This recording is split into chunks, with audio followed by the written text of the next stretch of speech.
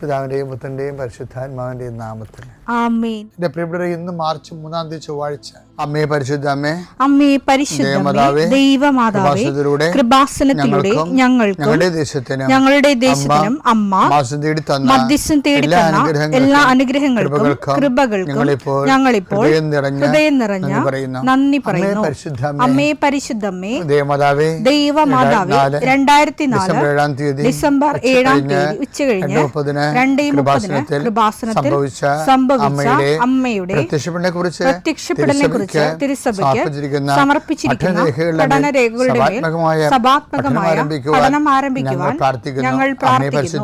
അമ്മേ പരിശുദ്ധമേ, ഭൂസ്വർലോകങ്ങളുടെ രാജ്ഞിയായ അങ്ങേയ്ക്ക് ഭൗമസംരക്ഷണത്തിനായി പ്രപഞ്ചപ്രകൃതിയെ തന്നെ തിരുസഭ പ്രതിഷ്ഠിക്കുവാൻ ഈ പ്രത്യക്ഷീകരണം വഴി ഇടയാക്കണമേ. പരിശുദ്ധമേ, ജപമാല മാതാവേ, സകല കൃപാസനം പ്രാർത്ഥനയോടും ചേർത്ത് ഞങ്ങളിപ്പോൾ പ്രാർത്ഥിക്കുന്ന ഈ കുടുംബത്തിന്റെ പ്രത്യേക നിയോഗം പറ മക്കളെ.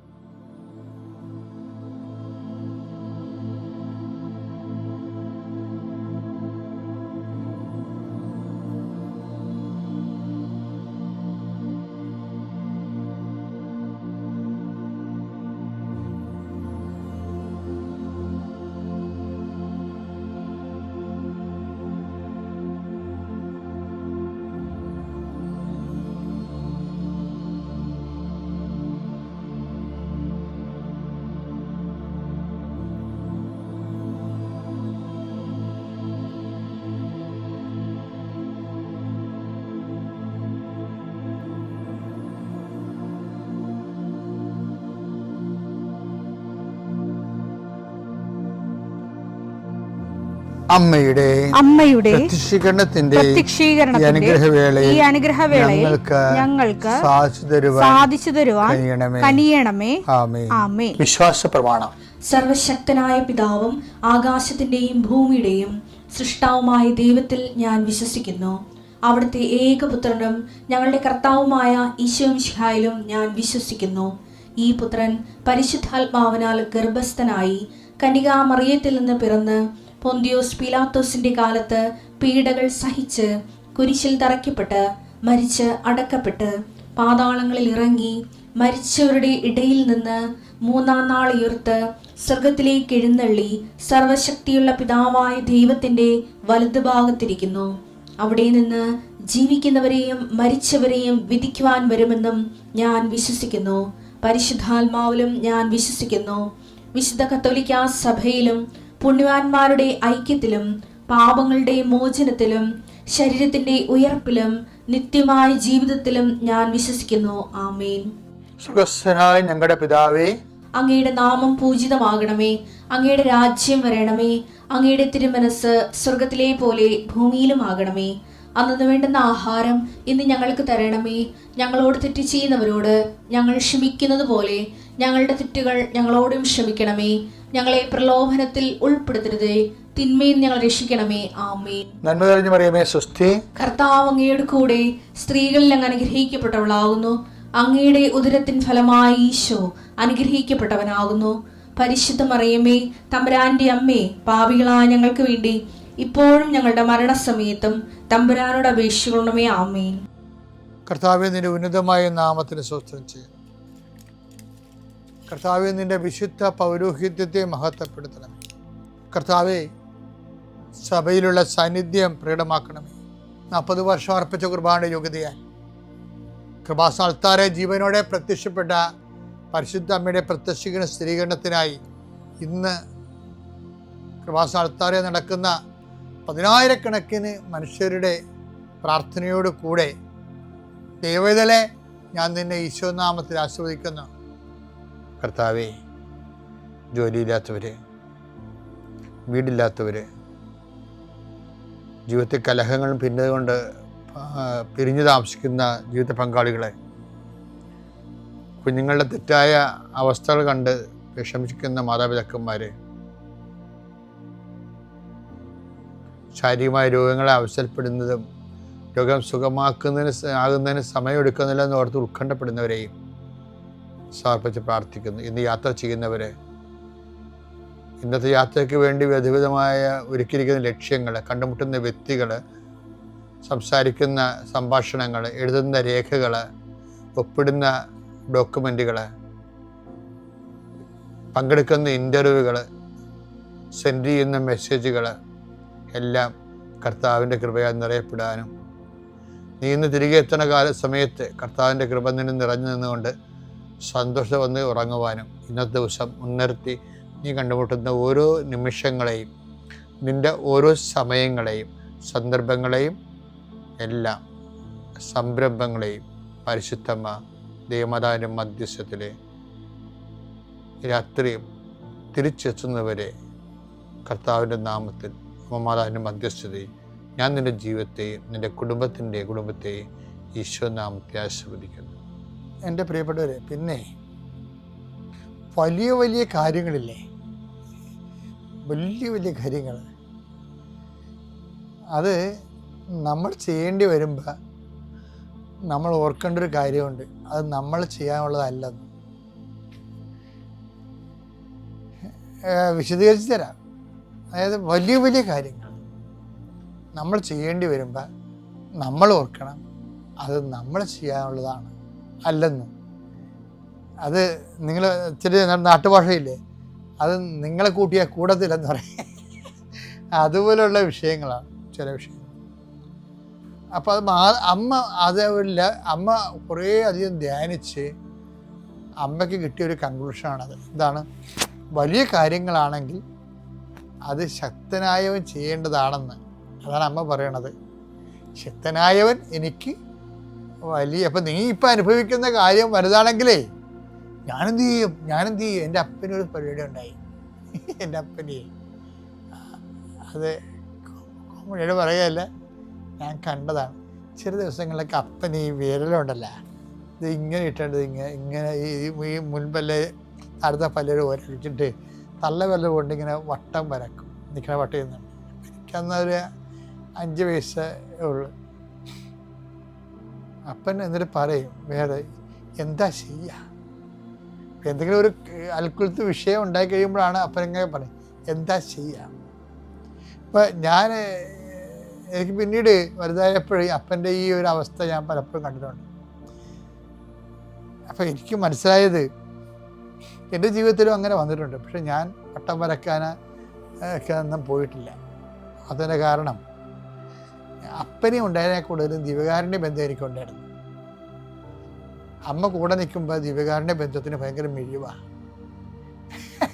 നമ്മൾ ദിവ്യകാരുണ്യത്തിൻ്റെ അടുത്ത് അമ്മയുമായിട്ട് പോകുമ്പോഴാണ് ദിവ്യകാരുണ്യം ഒരു തരം കെട്ടിലായ അവസ്ഥ വരും. ദിവ്യകാരുണ്യത്തെ നമുക്ക് അപ്രോച്ച് ചെയ്യാൻ പാടല്ലേ. കർത്താവ് എന്തോ ഒരു പെയിനെടുത്ത് ദിവ്യകാരുണ്യത്തിലായിരിക്കുന്നതിന് പിന്നിൽ ഈശോയ്ക്ക് ഭയങ്കര മുതൽമുടക്കാര്യത്തിൽ ലൈഫ് ഈ കുരിശു മരണ പീഡാനുഭവങ്ങളില്ലേ, അതിനുശേഷം ദിവ്യകാരുണ്യം ആകണത് ഈശോ. അപ്പോൾ വല്ലവരുമൊക്കെ വല്ലതും പറഞ്ഞുകൊണ്ട് ചെന്നാലൊന്നും നടക്കത്തില്ല. കാര്യം വെച്ചാൽ ദിവ്യകാരുണ്യത്തെ അങ്ങനെ അപ്രോച്ചബിൾ ആണെന്ന് എനിക്ക് തോന്നിയിട്ടില്ല പലപ്പോഴും. കാരുണ്യ അപ്രോച്ച് വെച്ചാൽ ദിവ്യകാരുണ്യ പ്രോസസ്സിലേക്ക് ഈശോ വരുന്നതിന് മുമ്പ് മിശിഹ ഇതെല്ലാം സഹിച്ച് മഹത്വത്തിലേക്ക് കരയേണ്ടത് ആവശ്യം. ഭൂമിയിലെ മഹത്വമാണ് ദിവ്യകാരുണ്യം എന്ന് പറയണത്.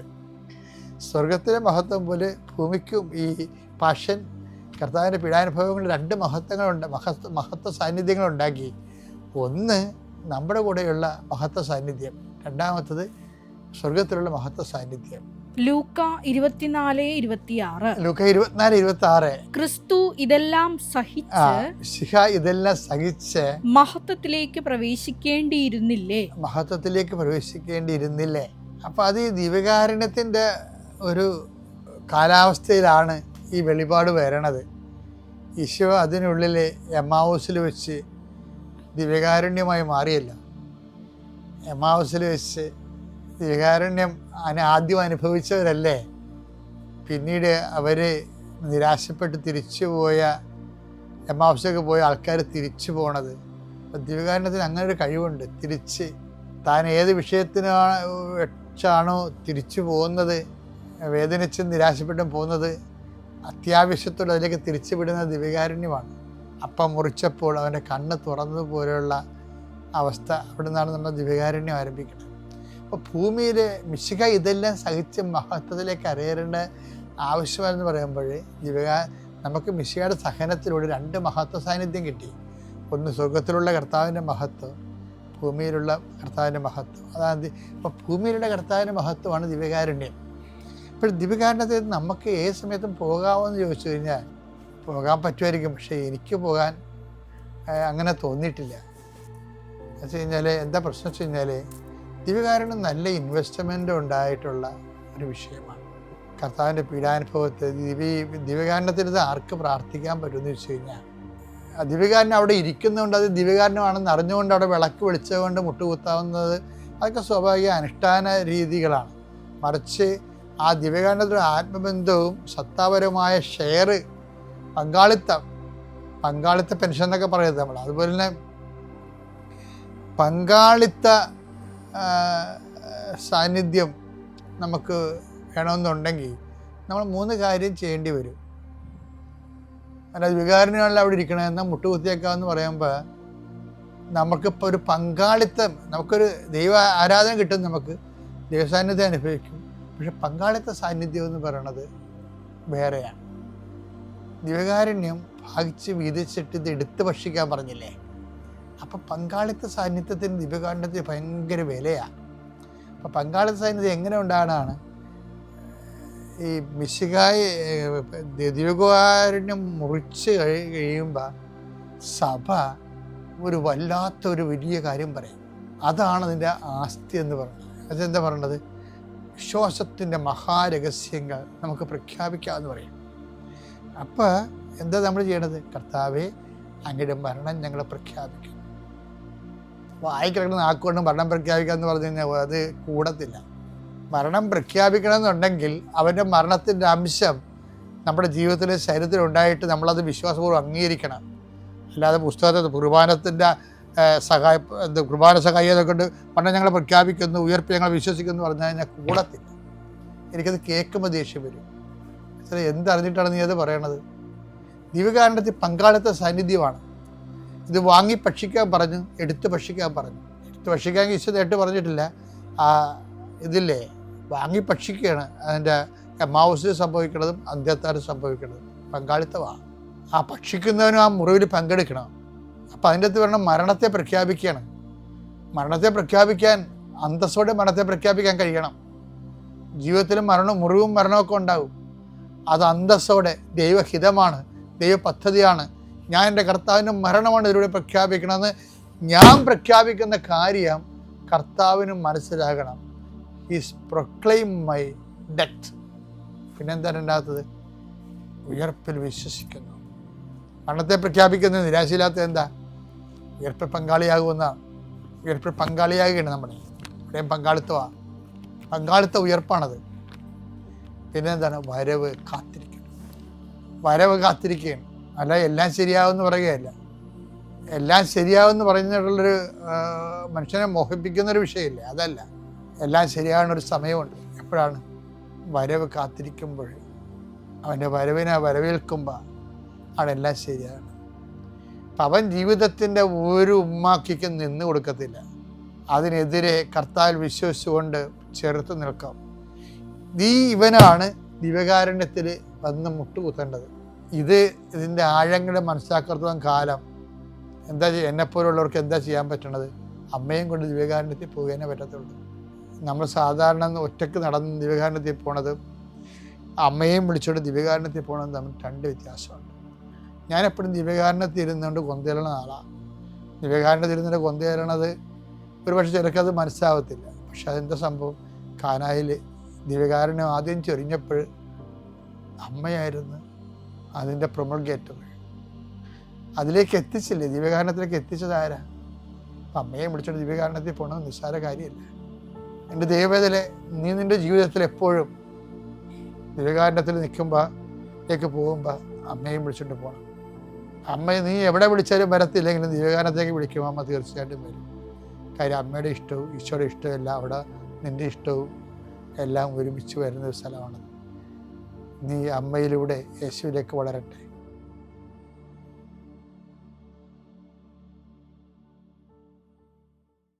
അത്യപൂർവ ദൈവാനുഭവങ്ങൾ ഇനി നിങ്ങൾക്കും സ്വന്തം.